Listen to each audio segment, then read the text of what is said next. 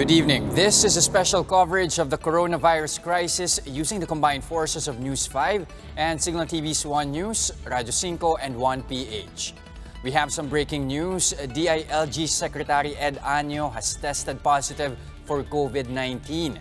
This was confirmed to News 5 by Secretary Año himself, adding that he only received the confirmation from RITM today.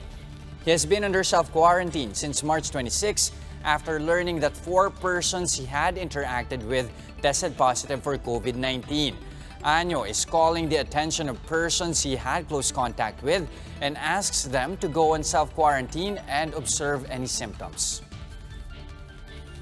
Pinag-aaralan naman ng gobyerno ang pagpapatupad ng massive mandatory quarantine para sa daang-daang persons under investigation at persons under monitoring. Kaugnay niyan, makakausap natin sa linya ng telepono ang Chief Implementer ng National Action Plan laban sa COVID-19, si Retired General Carlito Galvez.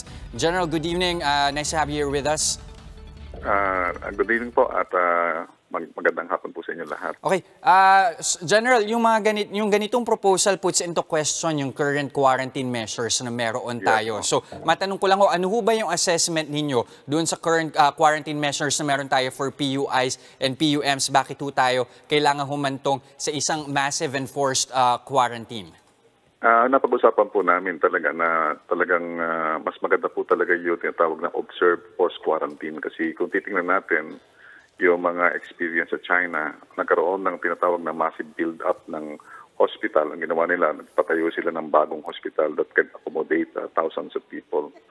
And then meron din tayo sa France na talaga kinonvert nila yung mga gymnasium at saka yung mga conventional center para doon po ilagay talaga yung magkakaroon ng tinatawag nating forced quarantine. And we are looking na ganito po ang gawin natin kasi ang pinaka natin po sa ating in order to really respond on this COVID-19 is to contain, isolate, and eliminate yung threat ng COVID-19. And we can only isolate if we will isolate potential carriers like the PUMs and the PUIs. Mm-hmm. Well, at least, assessment po ninyo, sir, dun sa current measures, ibig sabihin ho ba medyo may pagkukulang or hindi pa sapat in order for us to at least curb the possible spread of the virus? Nakita natin yung na-reading natin na nagdo-double up yung ating figures after 2 days or 3 days is because nagkaroon na tayo ng accelerated testing. Medyo tumaas na yung capacity ng RITM with the accreditation. So marami na yung nakita na nagpa-positive because of many testing that we are undergoing. Another sign most probably kung titingnan natin yun, i-analyze natin yung sudden increase, it may be yung nakita natin in reality, yung mga poor people na nandun sa kanilang mga bahay, they cannot have yung talagang actual distancing kasi for example, kung 25 square meters sa bahay, 10 kayo, mahihirapan po talaga magkaroon ng social distancing. So ang pinakamagandang strategy talaga, kung sino man yung potential historical na na pwedeng magpalaganap ng virus, kailangan na po nating i-isolate para at least we can do effective tracking and tracing of potential carriers. Kasi kung sama-sama, then nagkakaroon tayo ng tinatawag nating home quarantine, yung mga PUIs at PUMs na yung PUMs na nandun nag-home quarantine, which is possible carrier, hindi natin nakikita, hindi natin na-supervise. And they, sometimes way of life na talagang magkakalapit sila. Nagkakahawahan ng isang pamilya. I have a call sa Quezon City na isang pamilya talaga nagkahawahan, isa na lang bata ang hindi nahawa. So yun ang nakita ko na possibility na even though magkaroon tayo ng lockdown, magkaroon tayo ng tinatawag na home quarantine, kung nandun ang potential carrier, magkakahawahan yun sa mga congested areas, mga dense populated areas, yung madaling magkahawahan. Sir, General, what makes all the difference dito sa proposal is actually the use of the words massive and forced. So, nuances a bit, paano ba ito? Ano ibig sabihin nito? Paano nyo ipatutupad?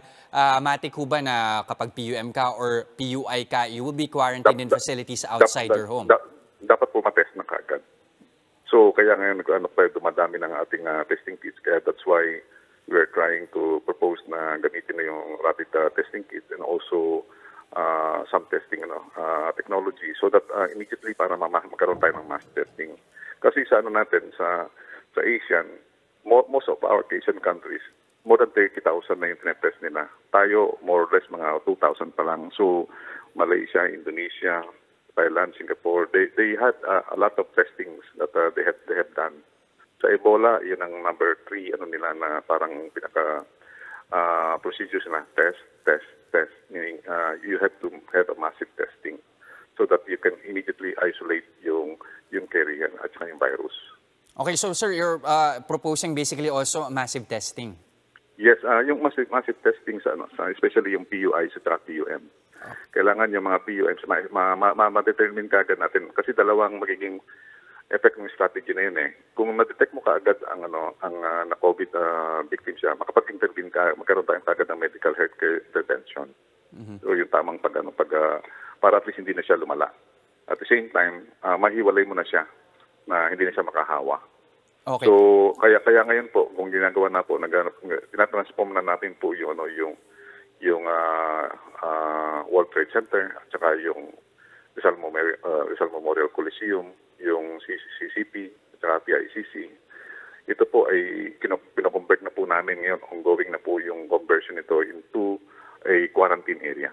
Okay. So, part na ho ito, sir, noong proposal ninyo for a massive quarantine. Kasama na dyan yung plano. Halimbawa, they're calling on the LGUs to identify areas within their cities as quarantine facilities. You also have the DOT trying to come up with a list of hotels as possible quarantine facilities. Even yung maritime vessels natin will be considered as quarantine areas. So, yes. Part na ho ito ng proposal ninyo for a massive quarantine. Yes, yun po ang natin na magkakaroon po kan bukas. I-present na namin po yung aming synchronization matrix. Yung synchronization matrix, yung day by day namin na gagawin ng mga different task group, including na to yung tinatawag nating preparation natin sa tinatawag nating massive selective testing for the PUIs and the PUMs.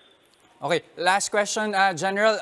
Will the enhanced community quarantine be extended considering these developments, or are you also as optimistic as the DILG who previously said na mukhang matatapos na to by the original period na sinet natin?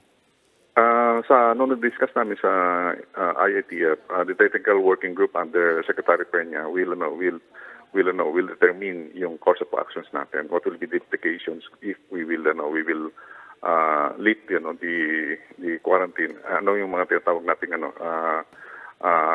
nating indicators or decision points on how we will react after April 14. Marami po tayong options na pwedeng gawin. One is pwede nating i-extend ng another 14 days kasi yung nga sinasabi natin na meron danger for the desire for immediate normalcy kasi may mga ganun na countries na gusto nilang maging normal kaagad, bumalik ulit sila sa dati and then they go back. And that is the disastrous decision. Second is pwede rin naman na magkaroon tayong tinatawag na selective quarantine. Yung mga identified na may mga clusters na barangay at saka yung iba naman may mga barangays na at saka mga municipalities na hindi affected, pwede na pong elite yung po niya sa solo. Ang gagawin po natin, for example, ang Manila, ang gawin lang natin ang quarantine area, yun ang natin. And then yung iba sa Luzon na hindi naman affected, pwede na natin i-lift yung lockdown. So meaning magkakaroon po ng technical assessment using the doctors, healthcare, natawag natin mga specialists para tingnan yung behavior ng curve. Kasi baka mamaya magkaroon tayo ng premature lifting.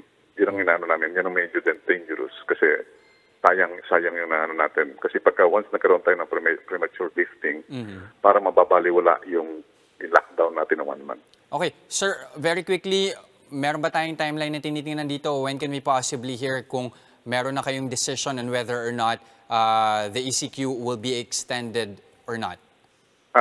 Bukas, pag-uusapan po namin, titingnan po namin, I will present some options. Yun ang pinag-ano po namin, titingnan namin, we can present some options, and then later on, the technical working group can look at it. Looking also the implications on the economy, the livelihood and social life ng ating mga tao. Pero ang pinaka-primary conditions natin dito is really basically yung tinatawag nating health and human safety. So yun ang pinaka-primary consideration natin na how we could really negate the phenomenon ng tinatawag nating contamination rate. yung rate of death at saka yung tatawag na rate of recovery. So yun ang matitingnan din natin na I think the technical people are the only one that can translate that into political decision. Alright, maraming salamat po. Retired General Carlito Galvez, the Chief Implementer of the National Action Plan against COVID-19. That's the latest on the enhanced and expanded community quarantine in Luzon.